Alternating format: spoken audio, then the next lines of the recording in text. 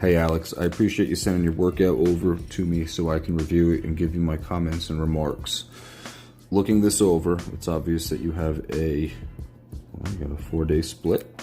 All right, you do, like most people, chest and triceps on one day, back on another, shoulders, biceps on a third, and legs on a fourth. So pretty typical 4-day split. I took the liberty of reviewing this, and for chest and tricep day, that's where we're looking now. It's obvious that you've got an emphasis on upper chest, okay? Incline, incline, incline. If incline is your priority, that emphasizes upper chest, a little bit of anterior deltoid. If that's your priority, what I would recommend is putting those things first, okay? So if incline is your priority, you want to see development and growth and strength from incline presses, put those first. And that's essential because you want to do this exercise, or you want to emphasize that particular muscle when you've got 100% strength, when you are not fatigued, and when, for example, the bench press hasn't already pre-fatigued your triceps and the other supporting muscles for the movement. So I would throw your incline barbell first, followed by flat barbell, incline dumbbell, followed by flat dumbbell. I would completely shit can the machine press. If you're doing dumbbells and flat, you're pretty good with that. Plus, the rep range here, 3 sets of 10, that just seems exhaustive and counterproductive, just by way of the amount of fatigue that you've accumulated, and the ROI on it's going to be rather slim.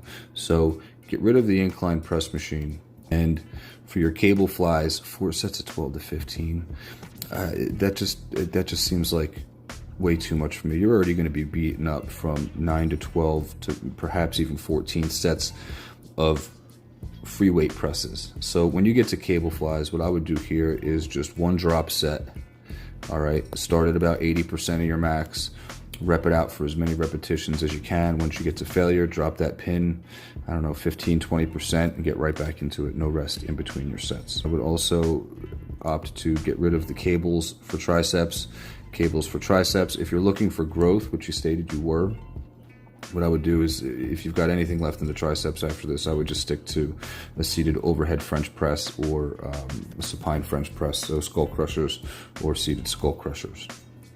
Now let's talk about back. So back day, I see you got 4 sets of 8 pull-ups first. No matter what you do after that, you're going to be beat to hell.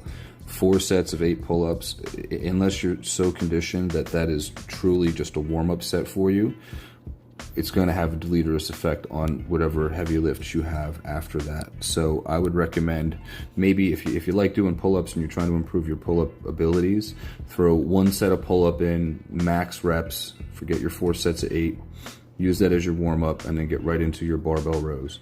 That's important for the same reason why we mentioned with the incline versus the flat press, that if you're trying to improve the strength and the muscle gains that result from barbell rows, and it looks like you are here, you've got 5 sets of 6 reps, understandably that's going to be some pretty heavy weight. You're going to want to do that on a pretty fresh muscle. This way you can put as much weight on that bar as reasonably possible, and that's going to elicit the greatest amount of adaptation. 1 set of pull-ups in the beginning is just fine.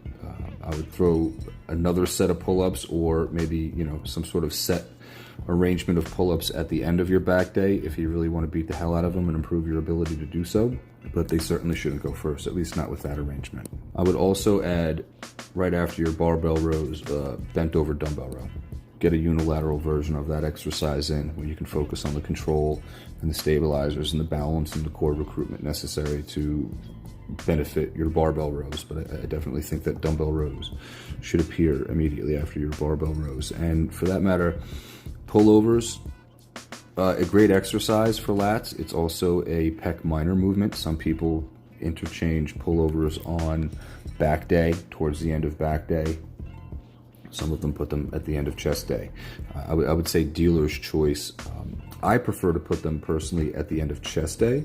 This way, back here on the tail end of your back workout, you can go ahead and add arrangements like this. Now for seated cable row, even the unilateral row, I like that you've got these ordered bilateral and then unilateral movement right after.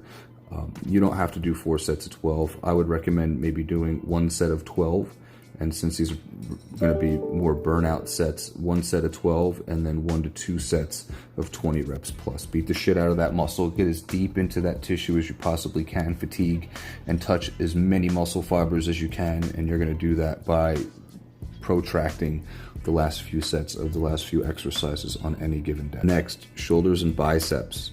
If I got to design this workout for you, I would certainly put the Arnold Press after the dumbbell overhead press. Reason being, you're doing barbell overhead press right here. That's primarily a lateral delt exercise, right? The big delt muscle sits right on the outside of your shoulder. Going right into a dumbbell variant of that exercise isn't, in my opinion, sufficiently going to give the lateral delt rest in order for you to maximize your efforts doing the dumbbells. So that being the case, I would put the Arnold Press second after your barbell overhead press. The Arnold Press is more of an anterior delt exercise with the arrangement, elbows in front as you initiate that movement. And that might just be all the time that your lateral deltoids need in order to recover to sufficiently maximize the overall benefit that you'll get from doing your dumbbell overhead press. Lateral raises are also a really good choice, but what I would do here with the lateral raises is I would swap this out for a barbell upright row.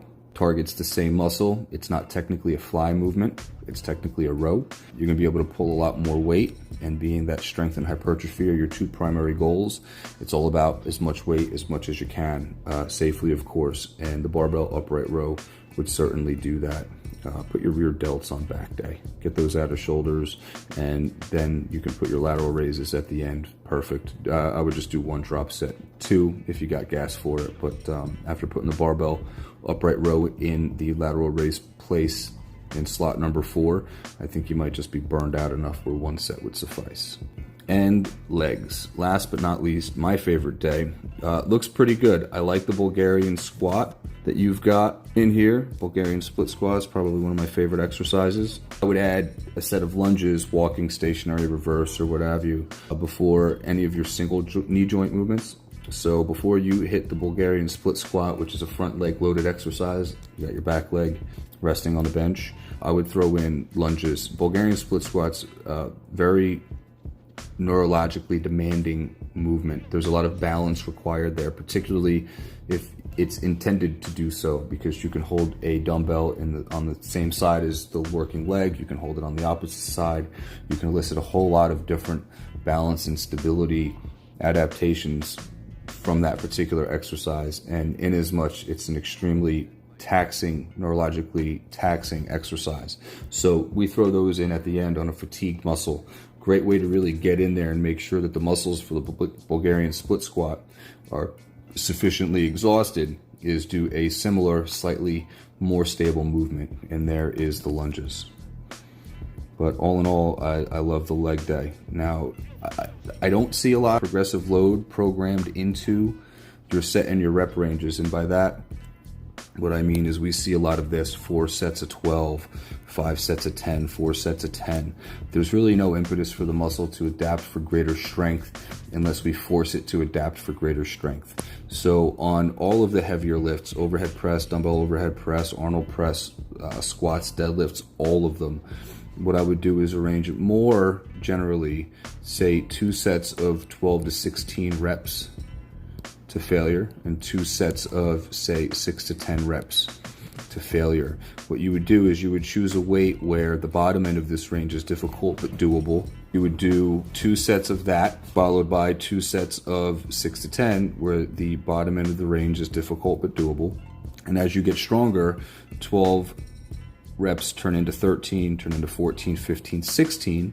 When you finally get to the top end of that rep range, you would increase the weight.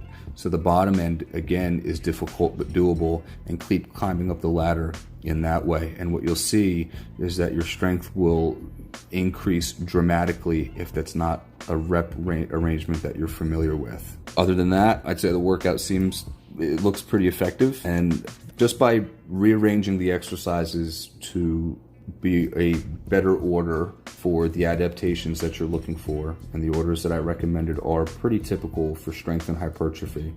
And then arranging the repetitions and the sets in a way where you've got that progressive load, where you're doing a few sets of a relatively lightweight and then 1 or 2 sets right after it of a relatively heavy weight. And if you're doing 6 to 10 for your last 2 sets, you could even do a final set of a 2 rep max or a 3 rep max, really to introduce your body to a new and remarkably heavier load, a heavier resistance. And as the tissues and your brain get more familiar with that heavier weight, it's going to get easier and easier to do the exercise.